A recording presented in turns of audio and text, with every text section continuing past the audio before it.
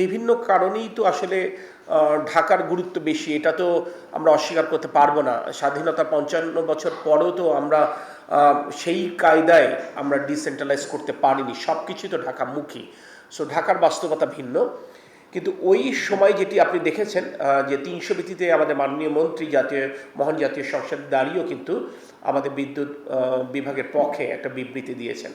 ওই সময় কিন্তু আমাদের দুটি মেজর পাওয়ার প্ল্যান্ট কারিগরি ত্রুটির কারণে বন্ধ ছিল, যেটি বিবৃতি দেবার পরের দিন সন্ধ্যা নাগাদ আমরা সমাধান করা শুরু করেছি, এবং তারপরে অর্থাৎ উনি বিবৃতি দেবার 36 আওয়ার্সের মধ্যেই মোরলেস আমাদের সমস্যাগুলো আমরা সমাধান করতে পেরেছি। তবে আপনি যেটা বলেছেন, অবশ্যই আমরাও চাই যে শহর এবং গ্রামের মধ্যে বৈষম্য না থাকুক। আমি তো আসলে মফস্বল থেকে উঠে আসা একজন মানুষ, আমি রাজধানীর মানুষ না। তো আমি ব্যক্তিগতভাবেও চাই যে শহর এবং গ্রামের মধ্যে কোনো বৈষম্য না থাকুক।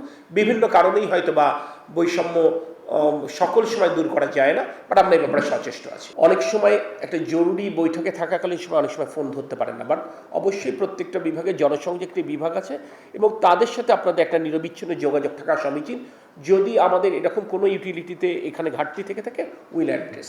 বাট আমি একটি কথা বলতে চাই, এই যে বিল সংক্রান্ত মূল কথাটা কোথায়? মূল কথাটা আমরা যেটা বলতে চাচ্ছি যে যতগুলো অভিযোগ আমাদের গোচরীভূত হয়েছে, আমরা প্রত্যেকটা ইন্ডিভিজুয়ালি আমরা অ্যাড্রেস করেছি। আমরা অ্যাড্রেস করতে গিয়ে দেখেছি এর অধিকাংশই আসলে ভুল বোঝাবুঝির কারণে। কারণ গ্রাহক অধিকাংশ ক্ষেত্রে করছে কি, মে মাসের সাথে এপ্রিল মাসের সাথে সে তুলনা করেছে।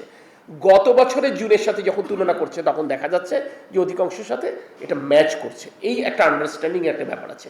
কিছু কিছু জায়গায় আছে যে তার একটি আবাসিক ফ্ল্যাট ছিল যেখানে ভাড়াটিয়া ছিল না ওই সময়, এই সময় নতুন ভাড়াটিয়া এসছে।